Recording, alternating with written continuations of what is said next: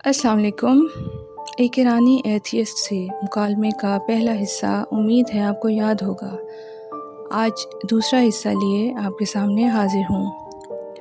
Atheist से मुकालमे के दौरान स्कॉलर ने अब बिग बैंग यानी ये कायनात एक धमाके के ज़रिए वजूद में आई पर बात करना जारी रखी। व्यूअर्स जिनको बिग बैंग के मुतालिक नहीं मालूम, इनकी मालूमात में इजाफे के लिए थोड़ा सा बिग बैंग का तारुफ आपसे कराऊंगी। बिग बैंग कायनात की पैदाइश के बारे में पेश किया जाने वाला एक साइंसी नज़रिया है जिसके मायने एक बड़े या अजीम धमाके के हैं। इसके मुताबिक आज से तकरीबन 14 अरब साल पहले जब कायनात का सारा मादा एक नुक्ते में बंद था, एक अजीमुल शान धमाका हुआ था जिससे ये मादा फैलना शुरू हुआ और मुख्तलिफ कहकशाएँ, सितारे और सैयारे वजूद में आए। तो जनाब वापस स्कॉलर और ईरानी एथियस्ट के मुकालमे की जानिब बढ़ते हैं। एथियस्ट बोली, वैसे तो मैं अपने बारे में जानना चाहती हूँ कि मैं यहाँ क्यों हूँ, लेकिन तुम पीछे जाना चाहते हो तो मुझे कोई एतराज़ नहीं। लेकिन पहले मुझे इस आयत के लफ्ज़ की तशरीह की तस्वीरें लेने दो। वो तस्वीरें लेने लगी तो मैंने पूछा, ये बताओ तुम्हारा फ़ोन क्या जदीद तरीन है? वो बोली, चंद महीने पुराना है लेकिन जदीद तरीन के करीब है। इसका कैमरा कितने मेगापिक्सल्स का है? एथियस्ट से पूछा गया। वो बोली, शायद 12 मेगापिक्सल्स का है। स्कॉलर बोले, क्या तुम जानती हो जो हादसा तुम्हारी और तुम जैसे अरबों इंसानों की तख्लीक का बायस बना वो इतना शानदार था, इसने तुम्हारी आंखों में 576 मेगापिक्सल्स के 2 कैमरे नस्ब कर दिए। ये कैमरे जो तस्वीरें खींचकर तुम्हारे दिमाग को भेजते हैं, वो इतने वक्त में इन तस्वीरों में मौजूद 1 करोड़ 7 लाख रंग और दीगर चीज़ें शनाख्त कर सकता है, जो 1 सेकंड से भी कम है कि हम उसे माप नहीं सकते।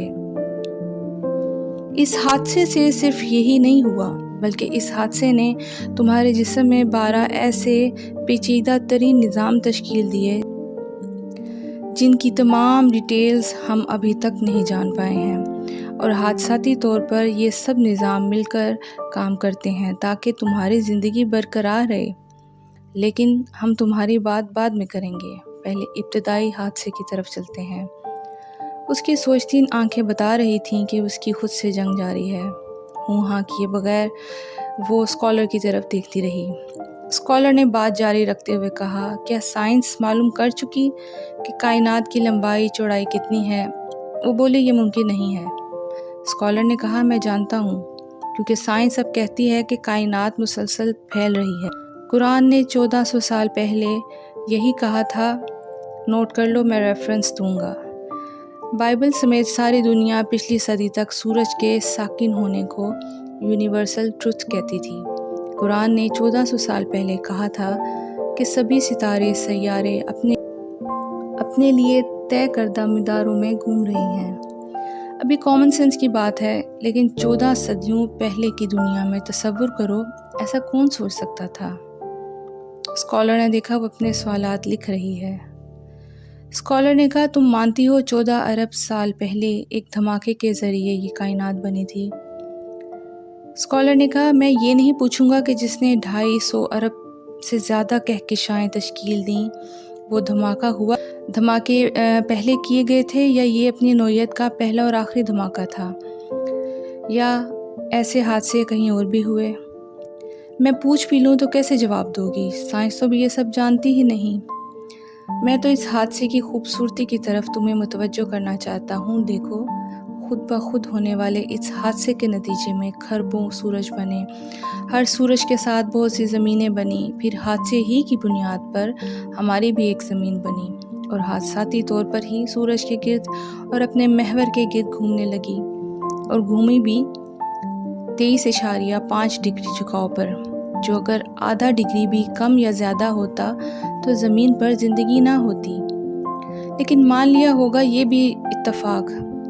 फिर एक और इत्तेफाक ये भी हुआ कि ये ज़मीन अपने महवर के गिर्द 460 मीटर पर सेकंड की रफ्तार से और सूरज के गिर्द 1,10,000 किलोमीटर फ़ी घंटा की रफ्तार से घूमने लगी।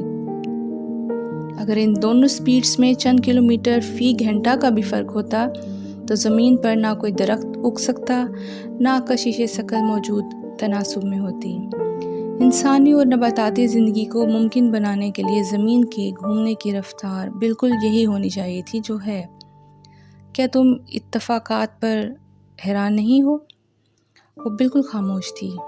اسکالر نے بات جاری رکھتے ہوئے کہا، کیا تم جانتی ہو اگر زمین کے جھکاؤ کا زاویہ آدھا ڈگری بھی کم یا زیادہ ہوتا تو زمین پر موجود موسم نہ بدلتا، یعنی زندگی نہ ہوتی۔ کیا تم اندازہ کر سکتی ہو کہ زندگی جسے تم ایک نعمت مان چکی ہو کی تشکیل اور حفاظت کے لیے بقول تمہارے اس خودکار حادثے نے کتنے پاپڑ بیلے ہیں؟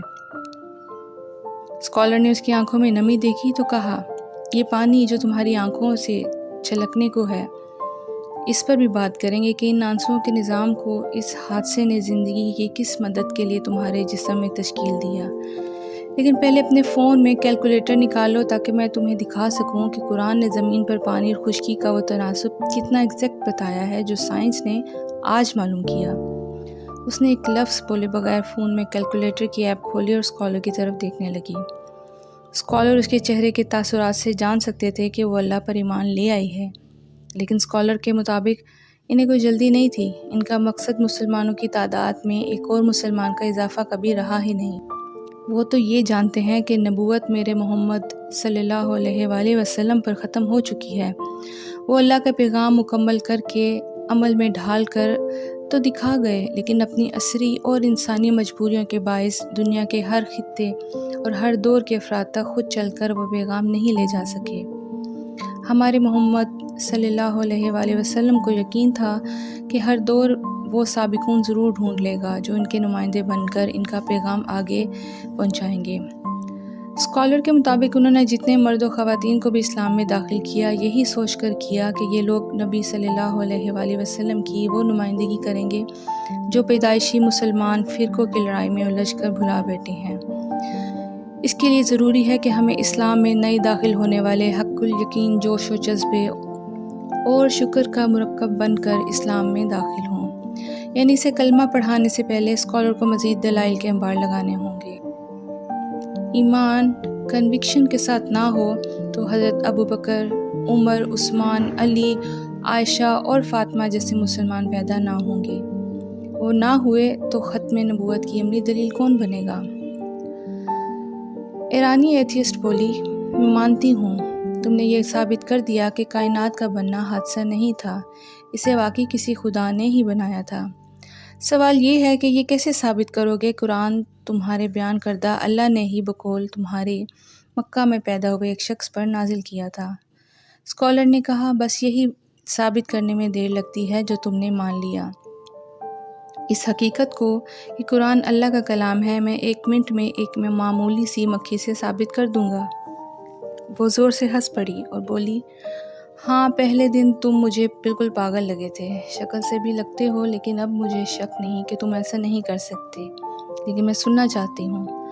اسکالر نے پوچھا، یہ بتاؤ تمہاری سائنس نے کب جانا ہے کہ شہد بنانے کا سامان مادہ مکھی جمع کر کے لاتی ہے، نر مکھی نہیں؟ وہ اپنے فون پر گوگل سے یہ معلومات تلاش کرنے لگی اور تھوڑی دیر بعد اس سلسلے میں ایک تحقیق اسکالر کے سامنے رکھ دی جو اس کی تفصیل بتاتی تھی۔ اسکالر نے فون اسے لیے بغیر کہا، مجھے اس میں دلچسپی نہیں، تم بس یہ بتاؤ کہ جو سائنٹیفک ریسرچ نے اب جانا ہے، قرآن نے وہ 1400 سال پہلے کیسے کہہ دیا کہ اللہ نے شہد کی مادہ مکھی کو شہد بنانے کا طریقہ وحی کیا؟ اب میرے سوال کا جواب دو، 14 صدیوں پہلے یہ حقیقت کون جان سکتا تھا کہ شہد نر نہیں مادہ مکھی بناتی ہے؟ وہ پی ایچ ڈی اسٹوڈنٹ تھی، دلیل ہی ریسرچ اسٹوڈنٹ کا اوڑھنا بچھونا ہوتا ہے۔ بغیر ہچکچائے بولی، گاڈ۔ پھر بولی، دکھاؤ مادہ مکھی کہاں لکھا ہے قرآن میں؟ میں نے اسے فاسلکی کا لفظ دکھایا۔ وہ اس لفظ کی گوگل سے تشریح دیکھتی رہی، پھر بولی، ہاں یہی مطلب ہے۔ مغرب کا وقت تھا۔ اسکالر نے کہا، چلو مسجد چلتے ہیں۔ وہ بولی، ہاں، ایک لمحہ ضائع کیے بغیر۔ اسکالر نے کال کر کے ان پروفیسر صاحب کو بھی مسجد آنے کے لیے کہہ دیا جنہوں نے اسکالر کو اس لڑکی سے ملنے کا کہا۔ یوں اللہ تعالیٰ نے اس ایتھیسٹ کے دل میں ایمان کی روشنی کو منور کر دیا۔ بہت شکریہ۔ اللہ حافظ۔